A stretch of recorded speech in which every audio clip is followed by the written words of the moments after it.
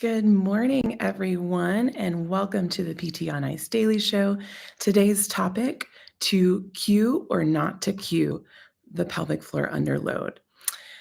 When there's so much talk about pelvic floor cueing out there, how do we as rehab providers sift through all of that noise and determine how to set someone's pelvic floor up for success when loading? Should we intentionally cue the pelvic floor during loaded activities? If so, which cues are the most effective? Or do we even need to intentionally cue the pelvic floor when someone is lifting and moving weight?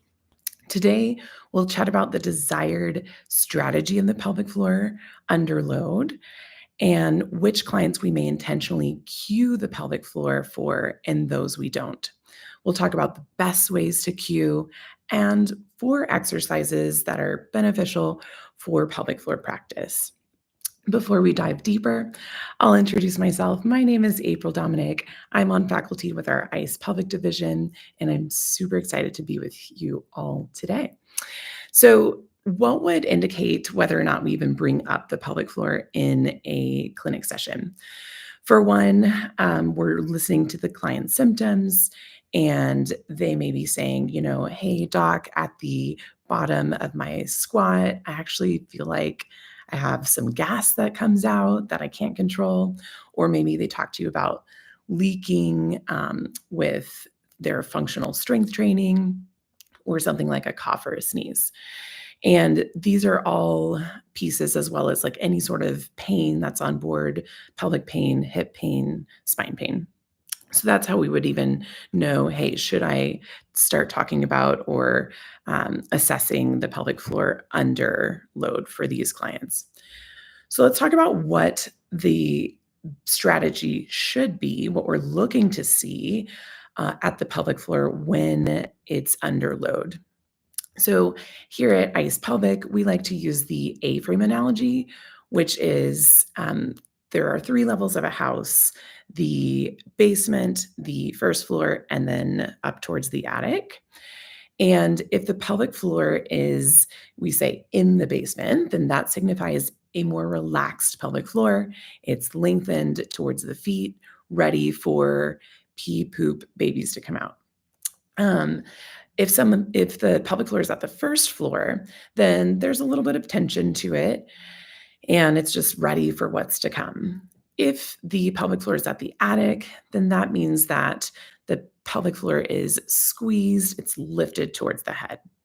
So the desired strategy for when someone is lifting and loading for the pelvic floor is that the pelvic floor stays at the first floor or lifts into the attic just prior and during the load. The undesired strategy is that the pelvic floor is in the basement during the lifting and loading.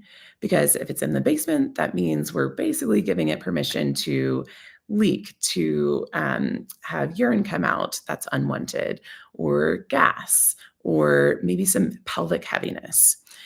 So those are the strategies with the pelvic floor being in the first floor or the attic being the desired strategy when we're lifting and loading. So then the next question, should we intentionally cue the pelvic floor when someone is lifting? The short answer is yes, early on. Other times there's no need to, but the end goal for rehab is that no, we are not intentionally cueing the pelvic floor when someone is doing some heavy lifting. So who does need intentional pelvic floor cues? When someone is not using that desired strategy, when they're loading and we find that the pelvic floor is in the basement or they are bearing down during their deadlift or heavy shoulder press. Reasons why the pelvic floor may be in the basement could be due to the person having poor awareness or coordination. Maybe they have reduced range of motion, like they're unnecessarily gripping or the pelvic floor or surrounding muscles. So how do we tackle this?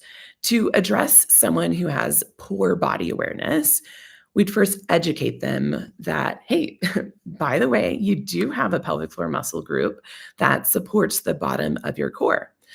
Some of them may not even know that it exists. Then, to address restrictions or reduced range of motion, we may do so through applying manual techniques like soft tissue mobilization, dry needling, or maybe getting them to connect with their pelvic floor through their own breathing. Sometimes, folks, if we just apply, say, a finger or a cup in that region or a needle on the pelvic floor muscles or, again, surrounding region, sometimes that alone, just that tactile feedback, will help someone start to connect and understand where their pelvic floor is so then they can begin to utilize it. Then we get the client moving and lifting. We can pair tactile or verbal cueing of the pelvic floor minimally and as needed to ensure they understand how to move the pelvic floor up and down that A-frame house. And that they can also self-identify that they are in the basement during lifting so that they know, okay, I need to correct this. So if you don't know how to do an internal or external exam of the pelvic floor under load, or even how to guide your clients in a self-assessment, we have an entire lab dedicated to this during our ICE Pelvic Live courses. And we'd love to have you sign up. I'll rattle off some dates and places that you can learn these techniques at the end of this episode. All right, so we talked about who does need intentional cueing of the pelvic floor. Folks who are in the basement, folks who have poor range of motion, awareness, coordination. What about people who don't need intentional cueing? Listen, if it ain't broke, don't fix it. Am I right? If upon assessment of the pelvic floor under load, and you feel that the client is staying put at the first floor or in the attic, that's where we want them to be when they're under that push press or when they're doing their deadlift or their squat. And so we're not going to intentionally cue someone who's already doing the right thing.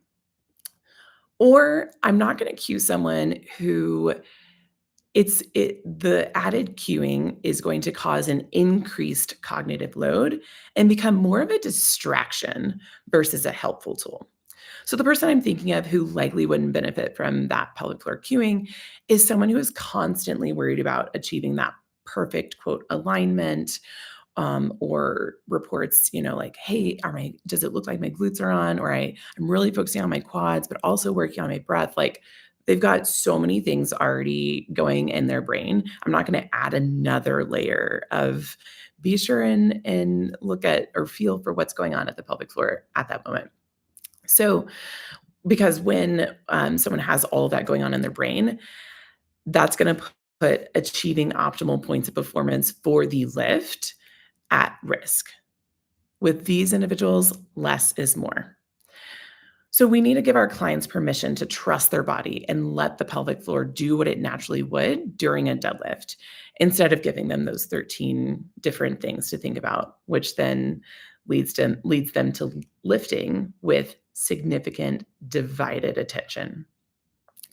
For all individuals, the end goal is that the pelvic floor muscles kick on and they adapt to the changes in intra-abdominal pressure and load.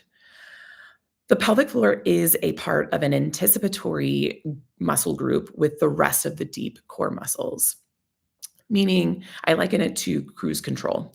When we've got cruise control on during a long road trip, the car automatically calibrates the speed, increasing or decreasing depending on what's in front of it. When functioning optimally, the pelvic floor does the same. It automatically anticipates and makes the necessary calibrations to the changes in pressure or lifting heavy objects to ensure that someone is not leaking and that they are supporting their core during their lift. Okay, so if someone needs cueing for the pelvic floor when they're loading, how do we best cue them? Make it personal. Ask them, hey, what is your best mode of learning? Are you an auditory, visual, or tactile human? For initially in training, we may have the person first try tactile and visual cues when they aren't moving or when they're not under load to help them get just a baseline connection of the pelvic floor. For a tactile example, they could sit in a static or upright position and have an external cue like a rolled up towel underneath their pelvic floor or perineum area so that they can practice moving the pelvic floor through those three different floors of the A-frame house. Some folks can feel that pelvic floor movement downwards or upwards, away or towards the towel. Or they could use self palpation by placing a hand externally on at the pelvic floor or at midline. Maybe they throw their fingertips underneath and medial to the ischial tuberosities while practicing that full range of motion. So that's tactile cueing. Visual cueing, we can use a mirror or a pelvic floor model and show them how things work, or watching a real-time video of pelvic structures moving during a squat is another tool. But given that most clients won't be attached to an ultrasound to see their own pelvic floor movement, or they won't be able to see their pelvic floor move in a mirror when they're front squatting, I typically reserve visual cues briefly and early on in rehab to enhance their understanding and awareness. Same for tactile cueing. They're likely not going to have an empty hand when they're doing a barbell squat or deadlifting or putting their carry-on bag overhead in the airplane bin. They're not going to have a hand to have on their pelvic floor, right? So it doesn't necessarily make sense for that realistic piece. So early on is fine, but then we move on once they have got their coordination under control. Verbal cues for the pelvic floor tend to work the best for these dynamic loaded movements. So specific pelvic floor verbal cues, maybe we want to keep those cues simple and external focused so that they dial in to the outcome of the movement. For example, imagine the tailbone is a drawbridge, close off the castle wall, or stop the flow of urine. These are two cues that you could use versus a more intrinsic cue like become aware of the muscles around the vagina and squeeze them, right? A couple of other cues that we like to use are close the butthole or squeeze the anus. This cue works for any pelvis owner. However, it works especially well in those identifying as female. Comes from a 2018 study by authors Ami and Dar. They found that 90% of individuals who used that cue demonstrated the desired pelvic floor contraction or activation for contraction.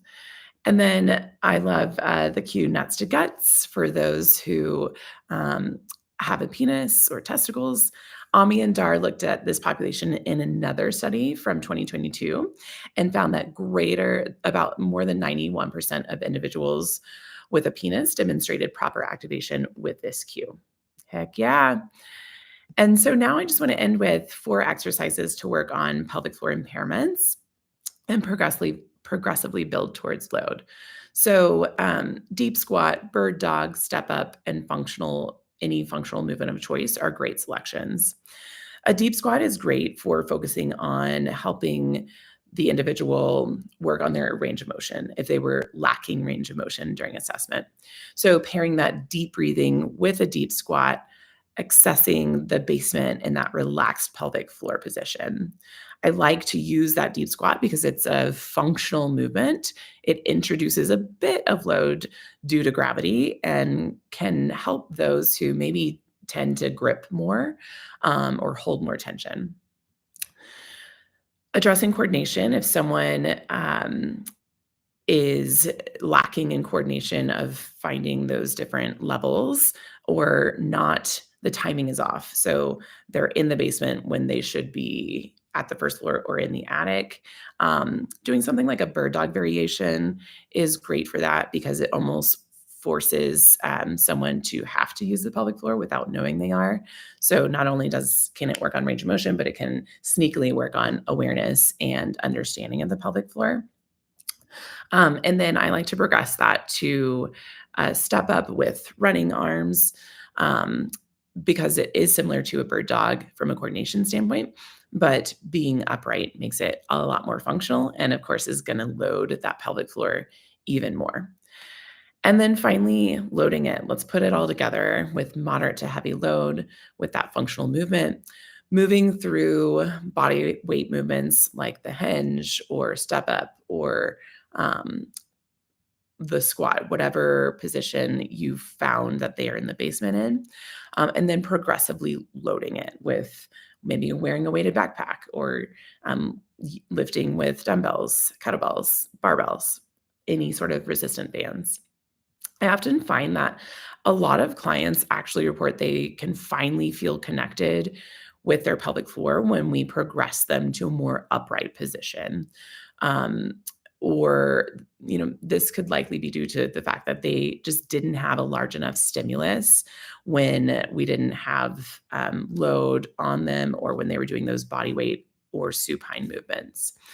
So it's almost like the brain needs that added load in order to feel like they need to bring the pelvic floor to their attention. So don't miss the boat, load them adequately. And remember, you can cue the pelvic floor during these exercises if and only if you, as the clinician, feel that the client reports that you feel it is in the basement, the pelvic floor is in the basement, or if the client reports that it's in the basement. So, to sum up today's answer to the question of to cue or not to cue the pelvic floor under load, shorter answer is yeah, we can at times early on for certain individuals, but in the long run, we aren't focusing on isolating the pelvic floor. Rather, we're allowing for that automatic and integral part of it, integrating in the entire body system throughout loaded movements. We don't intentionally cue someone during loading if their pelvic floor is already at the first floor or the attic. Okay, so if you found this topic interesting, join us for more related pelvic content at our upcoming courses. They can be found at ptonice.com. Our online course cohorts actually start January 20th, so level 1 and level 2. There's still seats available. Join us for those. And then if you found, or if you want to do some of the live courses, need to freshen up or learn the internal and external assessment under load, we've got a few offerings early on in the year. We'll be in the South in Oviedo, Florida, January 11th and 12th. We'll be on the West Coast in Windsor, Colorado, March 15th and 16th, and Burlington, New Jersey on the East Coast, March 29th and 30th. Thank you all so much for joining, and thank you so much, Orange, Kentucky. I am excited to hang with y'all and join us for the next episode.